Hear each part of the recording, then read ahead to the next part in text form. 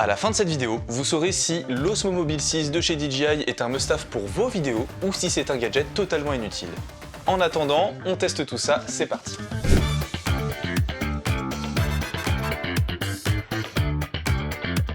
Du coup, on commence par le déballage. On a une petite languette à tirer juste ici et on peut ouvrir le produit. On voit d'ores et déjà qu'il va falloir télécharger une application.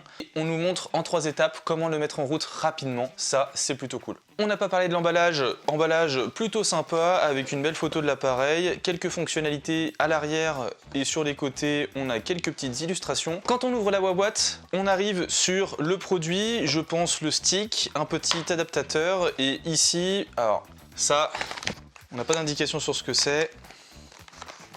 Oh, une pochette de transport et j'ai fait tomber quelque chose. Ces choses-là qui sont certainement les garanties.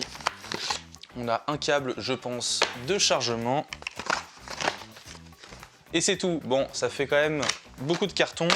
Le petit QR code à flasher pour l'application. Et on s'attaque au gros maintenant. Petite chose qu'on va déballer.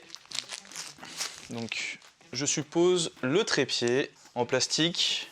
Qualité, je pense, peut mieux faire. Poids plutôt léger, alors pour la stabilisation, le poids me semble quand même assez bas. Je vous le montre sur la deuxième caméra qui est juste à côté. Ensuite, nous avons ici un petit adaptateur qui, je suppose, va être la fixation du téléphone sur l'Osmo Mobile 6. On va voir tout de suite. Et là, on a le gros appareil qui est plutôt bien plié. On a l'air d'être sur quelque chose d'un peu plus qualitatif. Donc on voit qu'il se plie plutôt bien. Donc ça, pour passer dans une poche ou dans un petit sac à dos, ça a l'air plutôt pas mal, je pense, dans sa petite pochette. Donc on voit que c'est un outil qui est pas mal pour faire du vlogging, du voyage. Et on peut l'emporter avec nous un peu de partout. La boîte, on a terminé. On va pouvoir jeter tout ça. Et maintenant qu'on a déballé tout ça, on est parti pour le test. C'est parti! Essayez de compter le nombre de fois que je dis c'est parti dans la vidéo. Petit challenge. Dites-le moi en commentaire. Donc, j'espère qu'on est chargé. On voit ici qu'on a un petit câble de chargement. On a ici une petite manette, je pense, pour faire bouger la caméra, pour faire bouger l'axe. On a un petit bouton pour enregistrer. Ça, on verra juste après. Ah, je pense que c'est le marche-arrêt. On a ici pour revenir dans une position que l'on souhaite. Et ici, une petite molette pour faire du zoom. Ça a l'air plutôt quali, ça a l'air plutôt pas mal. Hop, je vous montre ça. On a ici donc, comme je vous disais, le petit trépied. Si jamais on veut stabiliser la caméra quelque part, ça évite de poser comme ça et puis qu'on casse notre iPhone 15 Pro Max qu'on a payé 1200 balles. Et encore, je suis gentil. Tac, donc là, on est comme ça, on peut le poser. Ça rend plutôt pas mal. Ça, du coup, c'est pour notre téléphone. Pour le déverrouiller. Pour le déverrouiller, ah, on tourne. Donc là, ça libère un axe. Ok, pas l'air d'être bon. Est-ce que c'est dans l'autre sens? Est-ce qu'il suffit juste de lever? Bon, déjà un mauvais point, j'arrive pas à le déverrouiller. Je reprends la notice. Bon, évidemment, on est verrouillé comme ça.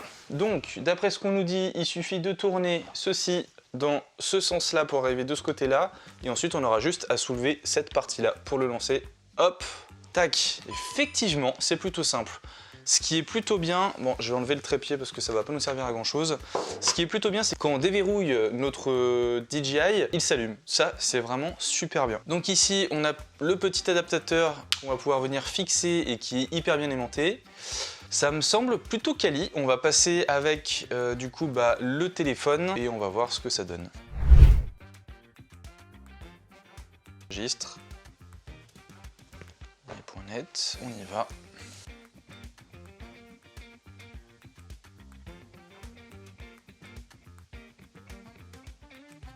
Du coup, c'est l'application DJI Mimo qu'il va falloir installer. Le fait de scanner le QR code de la boîte nous envoie directement sur le site DJI où on peut télécharger l'APK Android. Ça m'étonne qu'on n'ait pas l'application dans le Play Store. Donc on va aller voir DJI Mimo sur le Play Store directement. Ça m'étonne qu'on ne retrouve du coup pas DJI Mimo directement sur le Play Store. Donc on va le télécharger sur leur site. Pour le coup, on pourrait croire que c'est une application non officielle et que ça peut endommager notre téléphone. On nous met bien en garde. On est bien sur le site de DJI, donc a priori, aucun risque. Voulez-vous installer cette appli? Installer.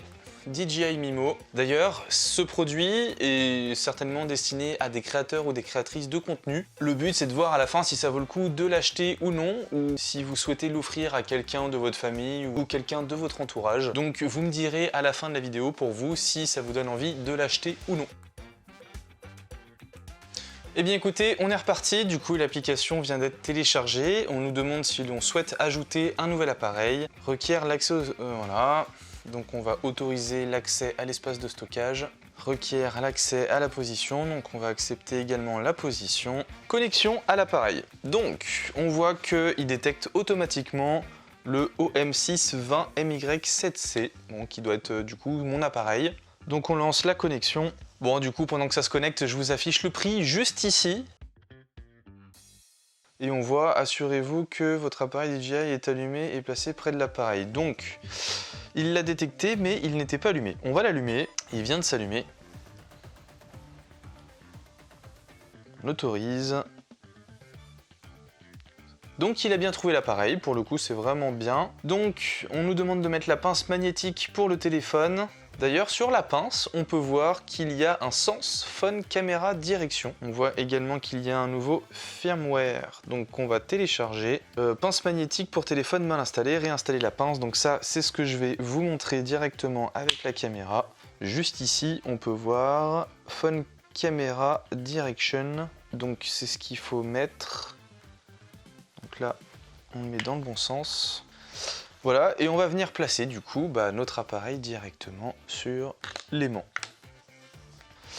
Ensuite, on va mettre l'appareil en face de nous, donc avec ceci, et on va appuyer sur le bouton de remise à niveau, et on a l'impression qu'on n'est toujours pas dans le bon sens. Ah non, je vous dis une bêtise, pardon, excusez-moi. Ce bouton-là, c'est pour inverser en fait le sens de la caméra, donc soit je me filme, soit je filme de l'autre côté. Pour remettre correctement, on va dire, notre caméra, il suffit d'appuyer 2 fois sur ce bouton-là. Donc on appuie 2 fois. Et j'ai l'impression qu'il veut pas. il n'a pas envie. Pince magnétique, toujours pas dans le bon sens. Bon, et là ça marche bien. Donc là on voit correctement que je suis en train de filmer la caméra, tout mon petit setup, et là on peut voir que c'est le bordel avec tout le déballage que j'ai fait. Écoutez, c'est bien. Donc là, si j'appuie ici, ce qu'on va faire c'est que on va rebasculer sur moi. Voilà, donc là ça zoome sur ma tête, c'est bien. Si j'appuie sur la petite gâchette que vous avez là, oh, et en plus ça incline le téléphone pour que ça continue de me filmer malgré l'angle dans lequel il est. Et là c'est pareil, du coup il me filme toujours alors que je viens de baisser le téléphone. Donc ça c'est top, ça c'est franchement tip top. Si j'appuie sur la gâchette, ça reste du coup, on va dire concentré sur moi, et j'ai beau...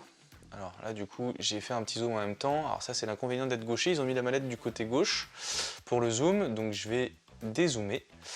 Et quand j'appuie sur la gâchette et que je bouge du coup peut-être un petit peu trop vite mon bras, et finalement je reste stabilisé sur ma tête et que je bascule également d'avant en arrière, c'est exactement la même chose. Donc ça, on peut rester fixé sur un sujet, donc si par exemple je souhaite aller filmer quelque chose dehors, ce qu'on va aller faire juste après, et que je reste appuyé sur la gâchette, et du coup ça reste filmé sur ce qu'on a fixé. Ce que je vous propose, c'est qu'on va faire des petits tests de la caméra. Ce qu'on peut faire également, c'est qu'on peut faire un tour en appuyant ici sur cette petite gâchette. Tac. Donc là on fait un petit 360 et on va voir en stabilisé ce que ça donne. Et bien écoutez, maintenant on est en stabilisé sur le téléphone, donc on voit que pour le moment il y a de la bonne qualité. Du coup on va reprendre les différentes fonctionnalités. Donc il faut savoir que le DJI Osmo Mobile 6 est stabilisé sur 3 axes. Comme on l'a vu, il y a un décollage rapide, donc lorsque vous déverrouillez le DJI, il se met en route directement automatiquement, donc ça c'est vraiment top.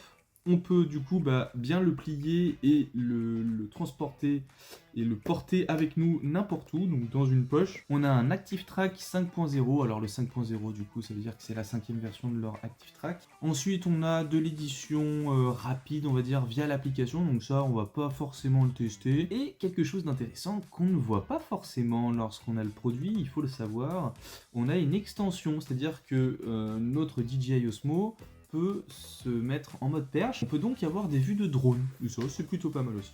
Voilà, maintenant qu'on a vu les caractéristiques principales, on va tester les fonctionnalités de l'application. Premier test qu'on va faire, là il est sur son trépied, donc je vais le poser sur la table et on va voir s'il suit ma tête.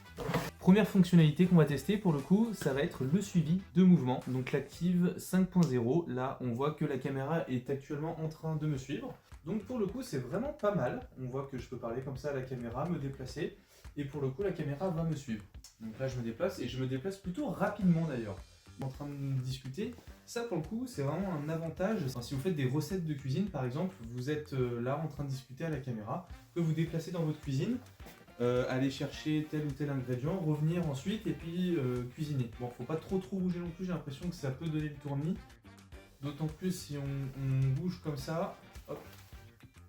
Ah, il suit plutôt pas mal, hein. Il suit même très bien. Là j'ai pas regardé la caméra, on voit qu'il me suit également, et là bah, vous m'avez perdu, effectivement. Et si je me remets un tout petit peu ici, est-ce qu'il me reprend?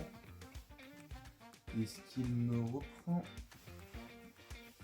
Là, j'ai plus l'impression qu'il me reprenne. Donc, hop, on sélectionne notre visage. Et une fois qu'on a resélectionné notre visage, en fait, on vient sélectionner un sujet à l'écran en faisant un petit carré tout simplement sur l'écran. Et c'est ensuite la caméra qui vous suit. Et bien sincèrement, première fonctionnalité concluante. Très bien. Donc je vais basculer la caméra dans l'autre sens. Là pour le coup, on est dans l'autre sens.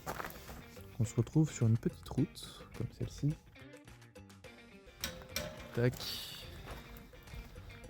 Donc là on peut monter la caméra, descendre la caméra, tout simplement avec la petite molette que l'on a.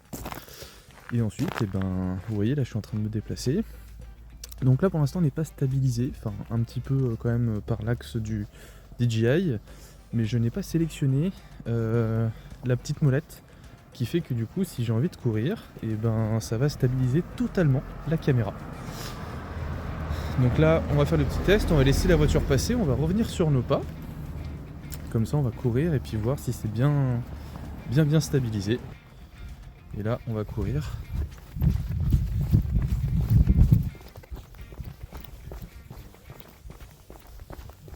Bon bah maintenant j'essaye le mode portrait. Alors pour le coup on trouve que c'est plutôt pas mal en termes d'enregistrement, de stabilisation, on est vraiment très bien. Donc on a pu tester l'Active Track, qu'on teste encore d'ailleurs, non, il n'est pas actif quand on est en mode vertical. Là j'essaye actuellement le mode vertical, donc pour le coup on a un très bon retour d'image. Le problème c'est que effectivement toujours en termes de qualité on n'est pas bon. Alors je pense que c'est peut-être l'application qui fait ça, ou alors lorsqu'on regarde les vidéos sur l'application, c'est ce que ça donne en tout cas en termes de ressenti. De toute façon, vous le verrez bien lors du montage. Alors, l'Osmobile de DJI, on achète ou on n'achète pas? Moi, j'achète. Effectivement, l'Active Track est très utile. Je pense que pour des personnes qui souhaitent se prendre en vidéo pour faire du TikTok, pour faire de la création de contenu, même des zooms, des plans sur des produits, cet outil peut être très utile, du moins pour débuter et même pour s'amuser si vous avez des idées créatives de vidéos à faire. Vous, avec les 2-3 fonctionnalités qu'on a pu tester aujourd'hui, est-ce que c'est un produit qui pour vous peut justifier un achat au prix indiqué dans la vidéo? En tout cas, je vous invite à mettre un pouce en l'air et à liker la vidéo si elle vous a plu, et puis à me dire si ça vous dit que je fasse d'autres vidéos de ce style sur ma chaîne, ou si vous voulez que je montre plus de fonctionnalités sur l'application DJI. Voilà, je vous dis à bientôt pour de nouvelles vidéos. Ciao!